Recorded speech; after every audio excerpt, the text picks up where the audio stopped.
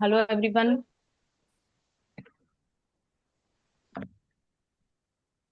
My name is Yupti Agrawal. If आप बाहर करो नहीं तो मेरी गूंजेगी आवाज़। हाँ, और कभी कभी नहीं चाहती।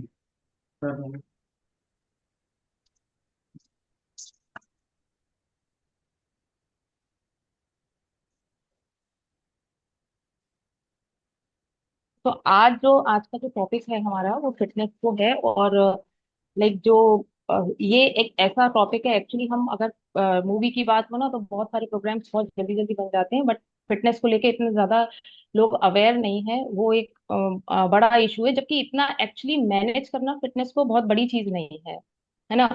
तो shall I start the like sharing the PPT.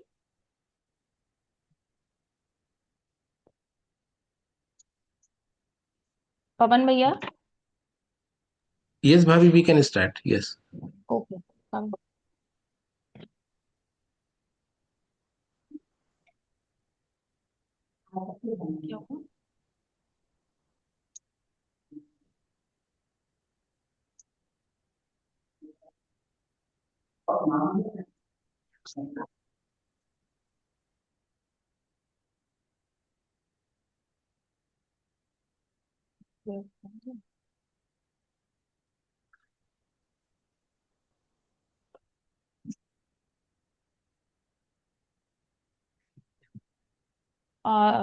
सारे लोगों को स्क्रीन दिख रहा है क्या इस समय? Yes yes, visible. इसको बस उस पे कर दी, प्रेजेंटेशन मोड पे।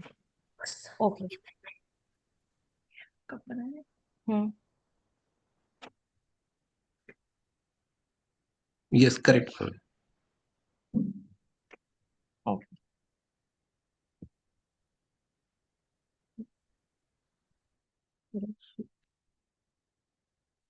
एक सेकंड, हाँ 10 मिनट। हाँ, वो कहाँ गया सबसे पहले वाला?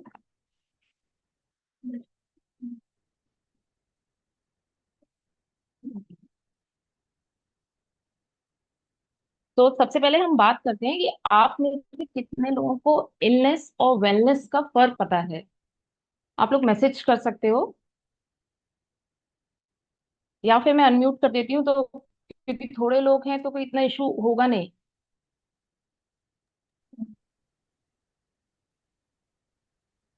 You can unmute yourself.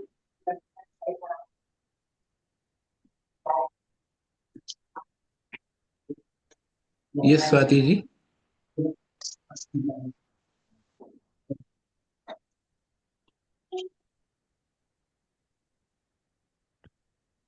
चलिए मैं आपको बताती हूँ। लाइक इलनेस और वेलनेस में फर्क क्या है, देखिए जब हम डॉक्टर्स जो होते हैं ना वो इलनेस पे आपके काम करते हैं, यानी आप बीमार हो तो डॉक्टर्स के पास जाना है। बट जब आप वेलनेस की बात करते हो तो एक्चुअली वेलनेस जो है वो प्रिवेंटिव मोड है। आपको कहीं नहीं जाना है, खुद से अपने ऊपर काम करना है, that is called wellness. And उसी के लिए न्यूट्रिशनिस्ट एक्चुअली काम करते हैं, लाइक जिससे आपका डॉक्टर्स का विजिट या तो ना हो या मिनिमम हो। एक्चुअली ना होने का तो ये होता है कि आज का जो सिनेरियो है कि इम्पॉसिबल है, नेक्स्ट टू इम्पॉसिबल है। स्टिल अगर वेलनेस पे अगर आप अपनी ध्यान देते हैं तो लाइक इलनेस वाला पार्ट आपका थोड़ा सा डिले हो सकता है। ठीक है। तो here is a short disclaimer. जो भी आज हम लोग बात करेंगे, लाइक वो किसी पर्टिकुलर व्यक्ति को अगर कोई हेल्थ इश्यूज हैं या फिर उसका कोई और इशू है, तो हम उस पर उसको टारगेट करके ये बात नहीं कर रहे हैं। इन जनरल हम वेलनेस की बात करने वाले हैं। सो ये कोई ट्रीटमेंट या डायग्नोज की तरह हम इसे नहीं ले सकते हैं, क्योंकि अगर हम किसी भी इंडिविजुअल से जब हम बात करते हैं तो लाइक उसके अलग अपने इश्यूज होते हैं, उसी हिसाब से उसे टैकल किया जाता है। तो ये जनरल अवेयरनेस के लिए है। तो ये थोड़ा सा मैं अपने बारे में बता देती हूँ कि ऐसा नहीं है कि जैसे मेरी जो फिटनेस जर्नी है वो भी बहुत एक कुछ इश्यूज के बाद में मैंने स्टार्ट की। और शायद इसी से मैंने सीखा कि इश्यूज क्रिएट हो तब आप अपनी जर्नी स्टार्ट करो, उससे कहीं बेहतर है कि आप पहले ही अपनी जर्नी स्टार्ट कर लो। लाइक प्रिवेंटिव मोड में रहो, क्योंकि कहते हैं ना prevention is always better than cure. तो लाइक आपको क्योर पे नहीं जाना चाहिए, प्रिवेंटिव मोड में रहें तो बहुत अच्छी बात है। तो आज हम क्या क्या टॉपिक कवर करने वाले हैं।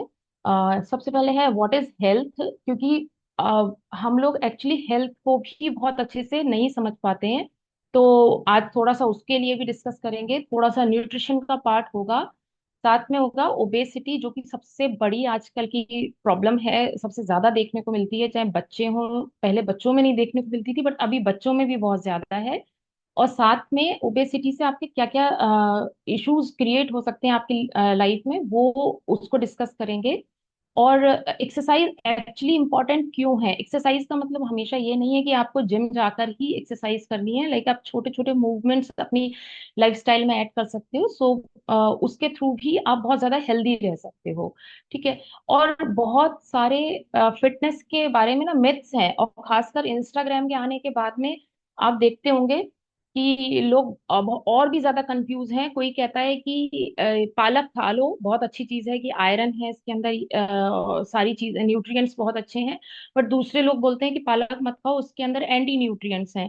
तो लाइक ऐसे में क्या होता है ना कि कई बार आपको कंफ्यूजन हो जाता है कि हमें खाना है या नहीं खाना है, या कितना खाना है।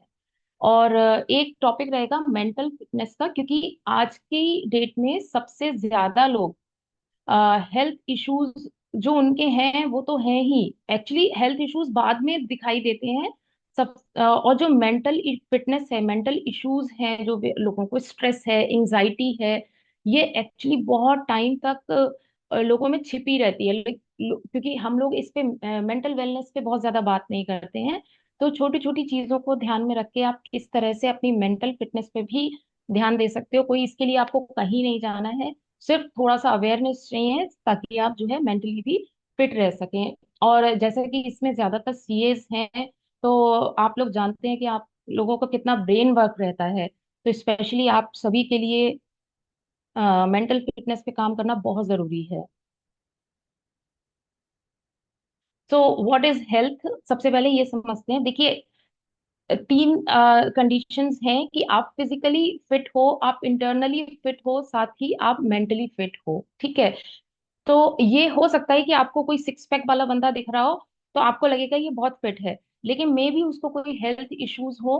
तो हम उसे एक्चुअली ओवरऑल हेल्दी नहीं कहेंगे, क्योंकि उसको अंदर से कोई ना कोई इश्यूज हैं। ठीक है।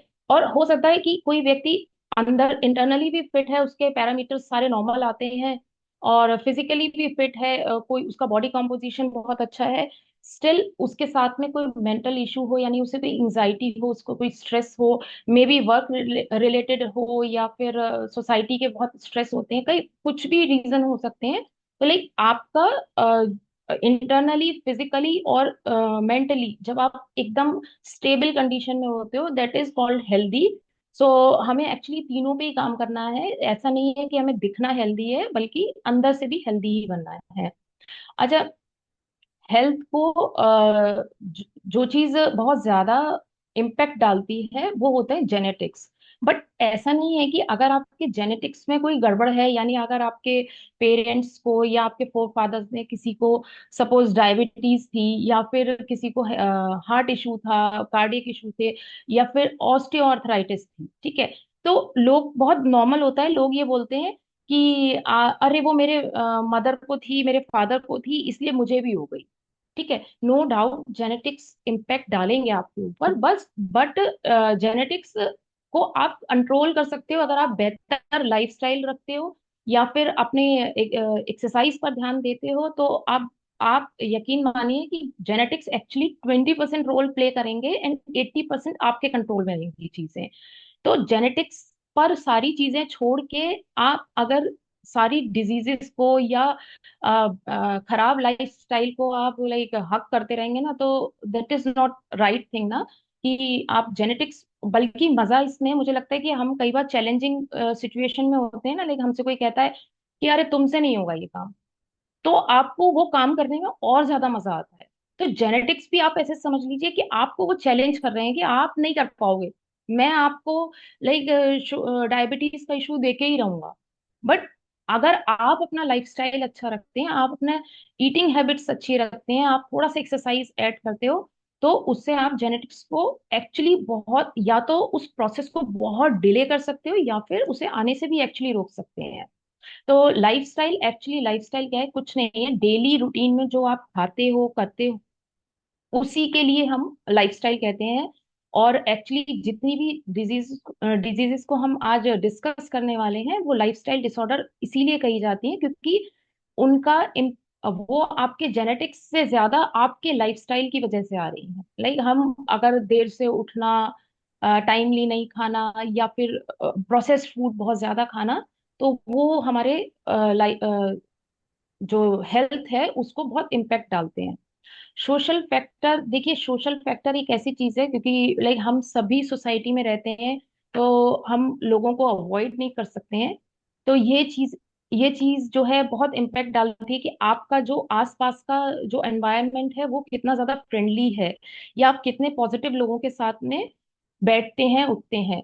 तो लाइक अगर आपको लगता भी है कि कोई बंदा नहीं है उतना पॉजिटिव नेगेटिव बात कर रहा है, तो मे बी आप उससे थोड़ा बहुत लाइक बात करें, न्यूट्रल रह के भी बात कर सकते हो, बट जितना पॉजिटिव लोगों से आप कांटेक्ट में रहेंगे वो आपके वेलबींग के लिए बहुत जरूरी है।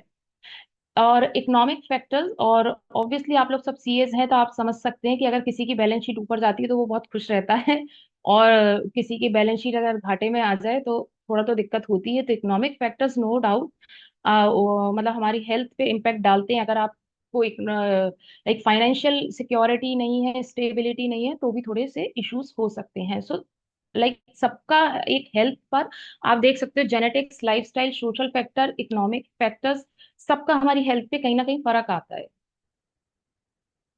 So what is nutrition? देखिए जब हम न्यूट्रिशन की बात करते हैं तो ऐसा नहीं है कि हमें कोई न्यूट्रिशनिस्ट की जरूरत है या हमें कोई बहुत रॉकेट साइंस जानने की जरूरत है। सिंपल जो इंग्रेडिएंट्स हैं, जो हमारे लोकल मार्केट में अवेलेबल हैं, वो बेस्ट हैं। और सबसे बड़ी बात क्या है, आप कितना भी अच्छा खा लो, सपोज आप लाइक आप आम खाते हो या स्ट्रॉबेरीज खाते हो, जो भी खाते हो, गाजर खा रहे हो, तो आप उसके जो न्यूट्रिएंट्स हैं आपकी बॉडी कितने अच्छे से एब्जॉर्ब कर रही है, वो बहुत जरूरी है। साथ ही जितने कोई भी चीज, सपोज जैसे गाजर है या एग्स हैं, जो लोग एग्स खाते हैं तो कहते हैं एग्स बहुत हेल्दी है, पर इट डजंट मीन कि आपको एग्स ही खाने हैं पूरे टाइम, क्योंकि फिर और चीजों में आप कमी कर जाओगे। तो लाइक पूरा बैलेंस बना के चलिए, जो चीज अवेलेबल है आप सब चीज अपनी डाइट में ऐड कीजिए। ओके, तो ये जो टर्म है डाइट, जैसे मैंने बोला, और डाइट वर्ड सुनते ही सबके एक दिमाग में ना एक चीज आती है कि कोई मतलब बहुत ज्यादा रिस्ट्रिक्शंस हैं और कोई स्पेशल हमें चीज फॉलो करनी है। और जैसे ही आप किसी को बोलो ना अगर कि मैं डाइटिंग पे हूँ, तो उसको ये लगता है कि हम मतलब स्टारवेशन मोड में चले गए। Dieting is not starvation, nothing special, actually normal eating is dieting, है ना। जो आप बैलेंस डाइट खा रहे हो, पोर्शन साइज कंट्रोल करके खा रहे हो, that is dieting. Abnormal eating, जो ओवर ईट कर रहे हो, दैट इज एबनॉर्मल ईटिंग। तो डाइटिंग टर्म को आप बहुत पॉजिटिवली लीजिए, क्योंकि जैसे ही आप किसी से भी बोलोगे मैं डाइट पे हूँ, एज इफ आप पता नहीं कौन से प्लेनेट का कुछ फॉलो करने वाले हो, कि उसको बहुत टैबू सा बना दिया है। सो डाइट वर्ड बहुत लाइक पॉजिटिव है, जो हमें अच्छा खाना है, दैट इज डाइट। ओके। सो कई बार क्या होता है कि हम जब सोसाइटी में होते हैं, अपने फ्रेंड्स के साथ होते हैं, तो हम अपनी जर्नी को, फिटनेस जर्नी को दूसरों से कंपेयर करने लगते हैं कि भाई मैंने इतनी एक्सरसाइज की, तो मेरा तो इतना कम, मतलब मेरा कम नहीं हो रहा है, और उसका उतनी एक्सरसाइज में या उससे भी कम एक्सरसाइज में उसका ज्यादा कम हो गया। सपोज मैं बाहर का नहीं खाता हूँ और वो तो बिल्कुल रोज बाहर का खाता है, फिर भी उसको हेल्थ इश्यूज नहीं है, और बट मेरे को ज्यादा हेल्थ इश्यूज हैं। तो ये ध्यान रखने की जरूरत है। देखिए, no two individuals can follow the same diet and no two individuals can have the same issue. Okay.